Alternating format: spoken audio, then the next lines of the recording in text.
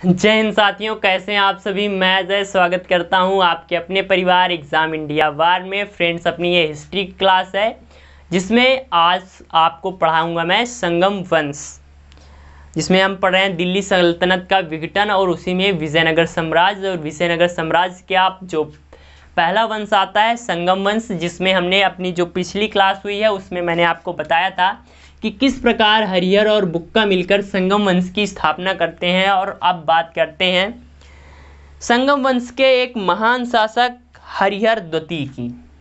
किसकी साथ ही बात करेंगे? हरिहर सेकंड। हरिहर सेकंड की बात करें साथी तो 1377 से लेकर 1406 ईस्वी तक। कब से कब तक? 1377 से लेकर 1406 ईस्वी तक इसने शासन किया। अब इसके द्वारा इम्पॉर्टेंट कार्य कुछ नहीं किए गए इन रूलरों के द्वारा जो शासक थे, पर पूछा जाता है कि हरिहर द्वितीय की उपाधि तो राज परमेश्वर, राज परमेश्वर की उपाधि ग्रहण की। राज परमेश्वर की उपाधि इसने क्या की साथी? ग्रहण की। इसने कहा हम भैया राज्य परमेश्वर हैं। इसने बहमनी सुल्तान महमूद शाह से गोवा और बेलगांव को छीन लिया। तो लिखिए, इसने बहमनी सुल्तान महमूद शाह से क्या किया साथी? जो गोवा था, गोवा और बेलगांव जो था वो पहले बहमनी सल्तनत के अंतर्गत आता था, तो क्या करता है ये उससे छीन लेता है। तो क्या करता है? महमूद शाह से गोवा और बेलगांव को छीन लिया और बेलगांव को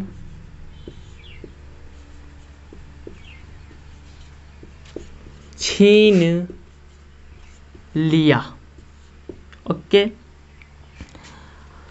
तो हरिहर द्वितीय 1377 से लेकर 1406 ईस्वी तक राज परमेश्वर की उपाधि ग्रहण की इसने, और बहमनी सुल्तान महमूद शाह से गोवा और बेलगांव को छीन लिया। फिर इस वंश का अगला जो शासक आता है देवराय प्रथम। देवराय फर्स्ट। अगर समय की बात करें इसकी तो 1406 से लेकर 1422 ईस्वी तक इसका समय आता है। किसका? देवराय फर्स्ट का। सोनार की पुत्री का युद्ध। सोनार की पुत्री का युद्ध तो लिखिए, सोनार की पुत्री का युद्ध। तो काहे सोनार की पुत्री का युद्ध भैया? तो इसमें इसने फिरोज शाह से युद्ध किया और इस युद्ध में ये हार जाता है, जिसमें इसे अपनी पुत्री की शादी किससे करनी पड़ती है? फिरोज शाह से करनी पड़ती है।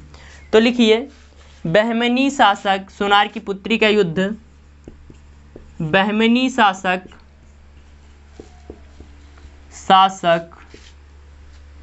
फिरोज शाह से पराजित हुआ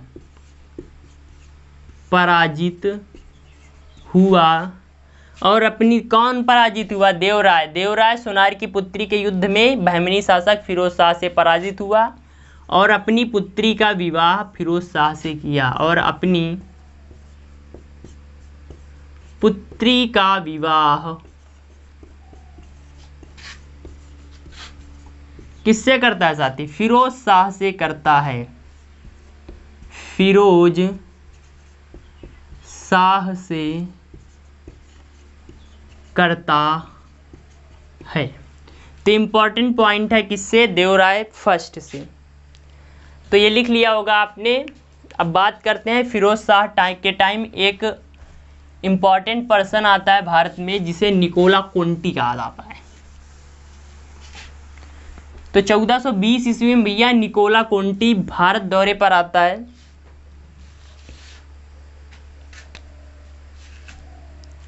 तो देवराय की ही टाइम मैं यहाँ से लिखता हूँ। 1420 में इटली यात्री, कहाँ का साथी? इटली का यात्री, इटली का यात्री निकोल कोंटी भारत आया। देवराय प्रथम के समय ही 1420 में निकोल कोंटी जो कि इटली का यात्री था भारत आया। हजारे राम मंदिर का निर्माण पूछा जाएगा। हजारे राम मंदिर का निर्माण, हजारे राम मंदिर का निर्माण किसके द्वारा? देवराय फर्स्ट द्वारा कराया गया। देवराय प्रथम द्वारा कराया गया। तो ये थे भैया देवराय, जिन्होंने सोनार की पुत्री का युद्ध लड़ा, फिरोज शाह से हारा और अपनी पुत्री का विवाह करता है। 1420 में इटली का यात्री निकोल कोंटी भारत आता है देवराय के टाइम में। हजारे राम मंदिर इसी के द्वारा निर्मित करवाया जाता है। तो इसके बाद आते हैं देवराय सेकंड। अगला शासक इंपॉर्टेंट इस वंश का कौन आएगा साथी? देवराय द्वितीय। अब बात करते हैं संगम वंश का, जो काफ़ी धाकड़ राजा हुआ, देवराय द्वितीय की बात करते हैं। तो हेडिंग डालिए देवराय द्वितीय। देवराय सेकंड। गजबेटकर, गजबेटकर का मतलब होता है हाथियों का शिकारी। तो इसने उपाधि ग्रहण की कि भैया हम गजबेटकर हैं, तो कहा जाता रहा होगा गजबेटकर देवराय जी की जय। तो गजबेटकर की उपाधि धारण की। टाइम की बात करें तो 1422 से लेकर 1446 ईस्वी टाइम पीरियड आता है। उपाधि गजबेटकर, गजबेटकर का अर्थ होता है हाथियों का शिकारी। हाथियों का शिकारी। हाथियों का शिकारी की उपाधि ग्रहण की किसने? देवराय द्वितीय ने। इसके टाइम प्रसिद्ध गणितज्ञ परमेश्वर।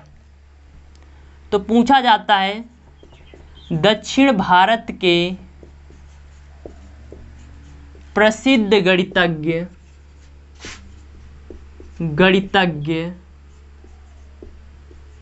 परमेश्वर इसी के समय थे। तो परमेश्वर जो कि दक्षिण भारत के प्रसिद्ध गणितज्ञ हैं, क्या थे साथी? इसी के दरबार में रहते थे। इसी के दरबार में रहते थे। दरबार में रहते थे। तो दक्षिण भारत के प्रसिद्ध गणितज्ञ परमेश्वर इसी के दरबार में रहते थे। फारसी इतिहासकार, फारसी इतिहासकार अब्दुल रज्जाक, मोस्ट इंपॉर्टेंट नाम, अब्दुल रज्जाक इसी के समय आया। कहाँ? विजयनगर साम्राज्य में इसी के समय आया। तो पूछा जाता है फारसी इतिहासकार अब्दुल रज्जाक किस शासक के समय विजयनगर साम्राज्य आए? तो देवराय द्वितीय के टाइम आए।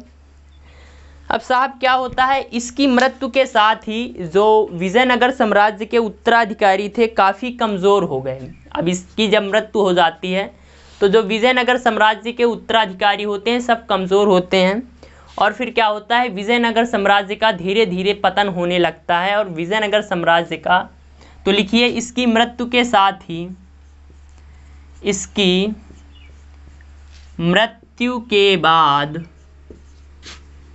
कमज़ोर उत्तराधिकारी हुए। कमज़ोर का मतलब ये नहीं कि उनके बाजुओं में ताकत नहीं थी। कमज़ोर का मतलब कि उनमें प्रशासन की उतनी अच्छी जानकारी नहीं थी और वो भोग विलास में ज़्यादा लिप्त होने लगे। कमज़ोर उत्तराधिकारी हुए। अगर इस वंश के अंतिम संगम वंश का अंतिम शासक, संगम वंश का अंतिम शासक की बात करें तो साहब विरूपाक्ष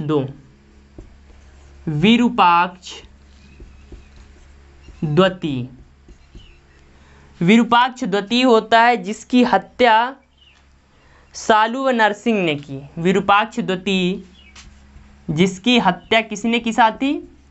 सालू व नरसिंह ने की। फिर सालू वंश की स्थापना करता है नरसिंह द्वारा।